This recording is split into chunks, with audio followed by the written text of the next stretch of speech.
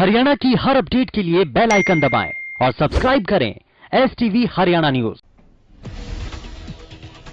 पिहोवा पहुंचे कांग्रेस प्रवक्ता रणदीप सुरजेवाला ने कोरोना के बहाने केंद्र और प्रदेश सरकार पर कटाक्ष किया। उन्होंने कोरोना महामारी की रोकथाम को लेकर सरकार पर नाकामी का आरोप लगाया। उन्होंने कहा कि माननीय मुख्यमंत्री मनोहर लाल के स्वस्थ होने के लिए वो भगवान से प्रार्थना करते हैं। साथ ही कहा कि देखना यह भी है कि हरियाणा में भाजपा के मुख्यमंत्री या रसूखदार व्यक्ति को कोरोना होने पर मेदांता या अन्य महंगे अस्पतालों में भेजा जाता है, जबकि आम लोगों को सरकारी अस्पतालों में। भोंडसी जेल में बंद कैदियों को भी कोरोना महामारी ने अपनी चपेट में लेना शुरू कर दिया है। भोंडसी जेल में बंद कैदियों की जब कोविड टेस्टिंग की गई तो 16 कैदी कोरोना पॉजिटिव मिले। कुल 80 कैदियों की कोरोना टेस्ट हो चुके। गुरुग्राम के सभी प्राइवेट अस्पतालों को 5 जोन में बांटा गया है, जिसके बाद सभी अस्पतालों को एंटीजन और एंटीबॉडी टेस्ट करने की अनुमति दी जा रही है। इनमें से 4 जोन नगर निगम क्षेत्र और 1 जोन ग्रामीण क्षेत्र में बनाया गया।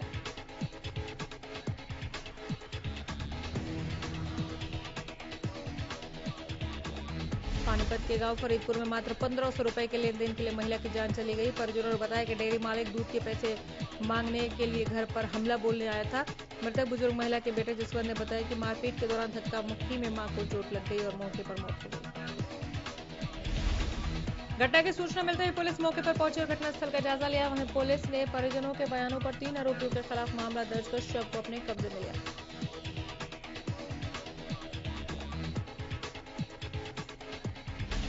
दो महीने से बर्खास्त पीटीआई टीचर सड़क पर है और अपनी मांगों को लेकर सरकार के खिलाफ प्रदर्शन कर रहे हैं। करनाल के जिला सचिवालय में पीटीआई टीचर्स ने प्रदर्शन किया, सरकार के खिलाफ नारेबाजी की।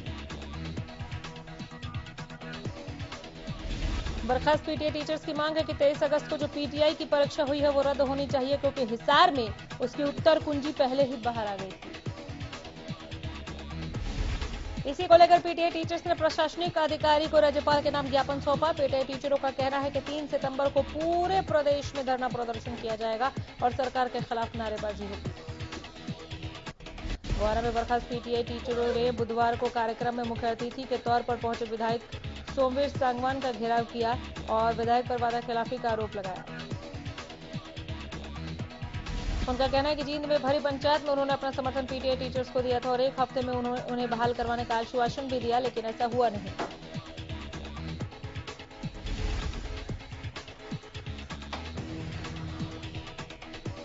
इस दौरान पीटीआई टीचर ने बड़े आंदोलन की चेतावनी दी। कहा, अगर विधायक ने हमारा समर्थन नहीं किया तो प्रदेश भर में इसका विरोध किया जाएगा। सिरसा में उपायुक्त रमेश चंद्र ने बारिश से खराब हुई नरमा और कपास की फसल का जायजा लिया। इस दौरान विभाग के अधिकारी भी उनके साथ मौजूद रहे। बता दें कि उपायुक्त ने दड़वा कला गांव, नाथुसरी कला, नहराना और माखुसरानी गांव पहुंचकर प्रभावित फसल का जायजा लिया और किसानों से बातचीत की। साथ ही किसानों ने इस मौके पर मुआवजा की मांग की। फतेहाबाद में बोई गई कपास की फसल इस बार लगभग तबाह हो चुकी है। जिला फतेहाबाद में इस बार 72,600 हेक्टेयर की फसल की बिजाई की गई थी। कालावाली उपमंडल के किसानों की ओर से सरकार से गुहार लगाई गई है कि उनकी नरमा और कपास की फसल नष्ट हो गई है, मुआवजा देकर जल्द उन्हें आर्थिक तंगी से दूर किया जाए। किसानों ने मांग की कि सरकार की ओर से स्पेशल गिरदावरी कराकर उचित मुआवजा दिया जाए। सिरसा के राजस्थान सीमा के साथ लगते चौपटा क्षेत्र के गांवों कालावली, केओढ़ा सहित अन्य गांवों में नरमा कपास की फसल अलग अलग बीमारियों की चपेट में आ गई है। पीड़ित किसान का कहना है कि प्रकृति की मार के कारण नरमा की फसल बर्बाद हो गई। फसलें बर्बाद होने से किसानों को काफी आर्थिक नुकसान हुआ है। ओकलाना के गांव बिठमड़ा, सूर्यवाला, किनाला और आसपास के गांवों सहित इलाके के कई गांवों में सावन के महीने में भी अत्यधिक बारिश हुई, जिसके कारण नरमे की फसल खराब हो गई।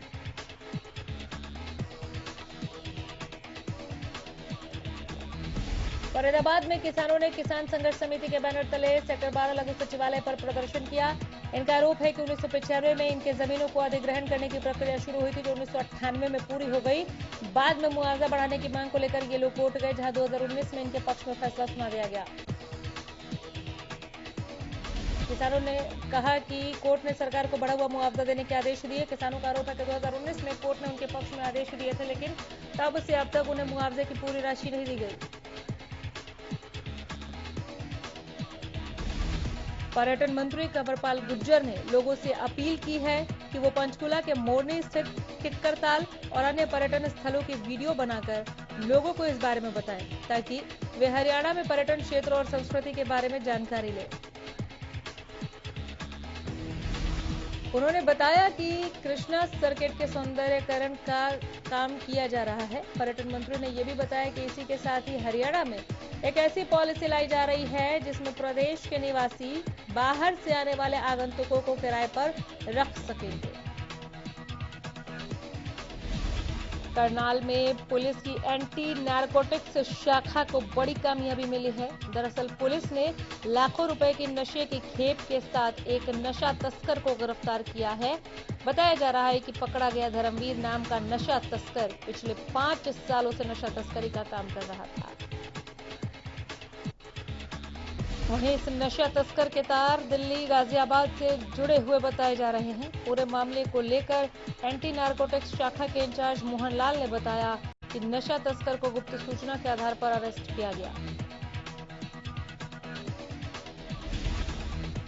उधर अंबाला में IELTS कोचिंग सेंटर इन दिनों MHA की गाइडलाइंस की सरेआम धज्जियां उड़ा रहे हैं। कोविड की परवाह किए बिना ये सेंटर्स धड़ल्ले से चल रहे हैं और बच्चों की जान आफत में डाली जा रही है। मौके पर पहुंची पुलिस ने देखा कि बच्चों को कोचिंग दी जा रही है, जबकि कोचिंग क्लास लगाने के लिए सरकार या प्रशासन की तरफ से कोई आदेश नहीं। अंबाला कैंट में इंग्लिश इंटरनेशनल पर पुलिस ने छापेमारी की। 2 क्लास चलती हुई मिली, जिसके बाद इंग्लिश इंटरनेशनल के मालिक को महेश नगर थाने में हिरासत में लिया गया।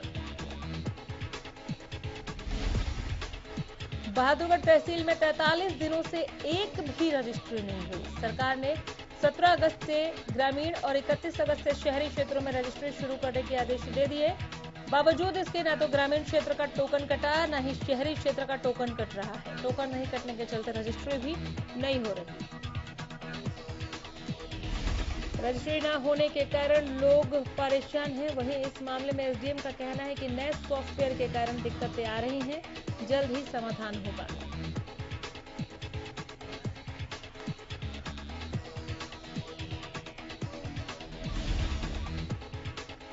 सोहना कोरोना काल के दौरान अधिकारियों द्वारा गरीब लोगों को सामान वितरित करने के नाम पर लाखों रुपए की फर्जी बिल बनाकर सरकारी धन को हड़प जाने का मामला सामने आया है। इसका खुलासा एक RTI के जरिए हुआ।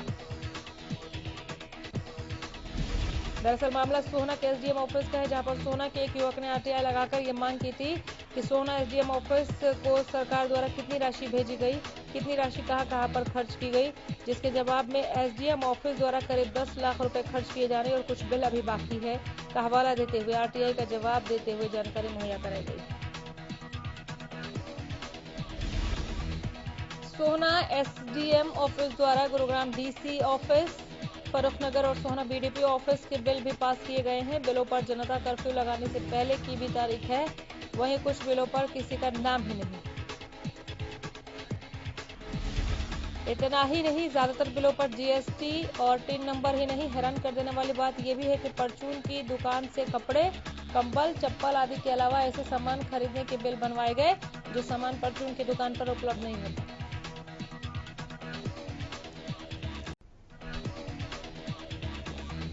सोनीपत पुलिस को बड़ी सफलता हाथ लगी है। पुलिस ने नामी बदमाश देवेंद्र को गिरफ्तार किया। शुरुआती पूछताछ के बाद पुलिस ने खुलासा किया है कि 4 हत्याओं को देवेंद्र ने कबूल लिया। इसी के साथ लूट और अवैध हथियार संबंधित आधा दर्जन वारदातों का खुलासा किया है। पुलिस को कुछ और घटनाओं के खुलासे की भी उम्मीद है।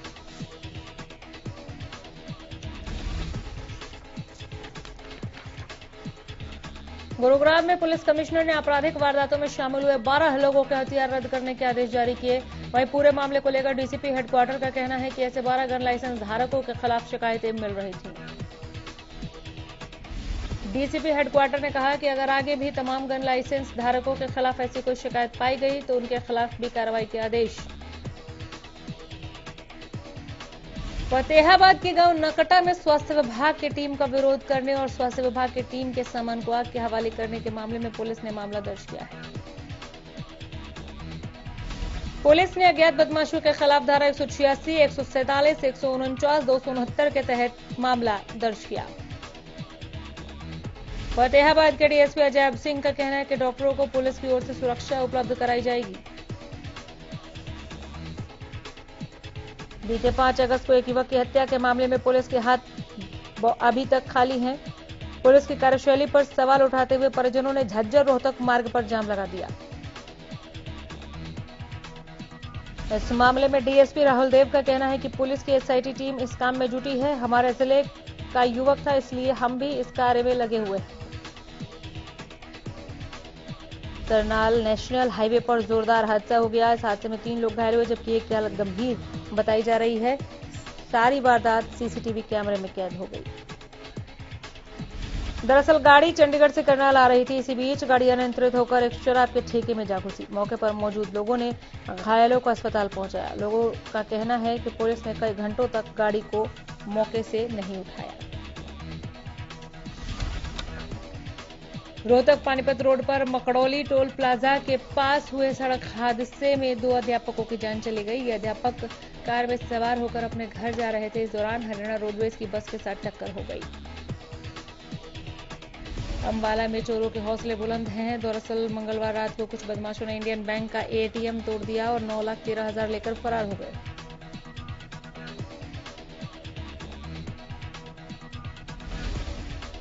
बहादुरगढ़ की बैंक कॉलोनी में मंगलवार रात चोरों का आतंक देखने को मिला। चोर पवन सिक्योरिटी और मैन पावर के ऑफिस से कंप्यूटर, लैपटॉप, एलईडी, प्रिंटर और एसी लेकर रफू चक्कर हो गए।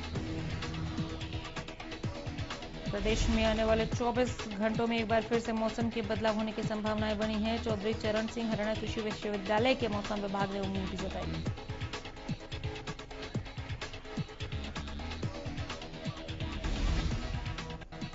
सोनीपत में स्थित टीडीआई कंपनी एक बार फिर विवादों में है। टीडीआई के चेयरमैन डीएन तनेजा पर शोषण के आरोप लगे हैं। मृतक के परिजनों से बातचीत में पता चला कि उन्हें कंपनी के चेयरमैन तनेजा बार बार परेशान कर रहे थे और उनका शोषण कर रहे थे, जिसके बाद उन्होंने एक कदम उठाया।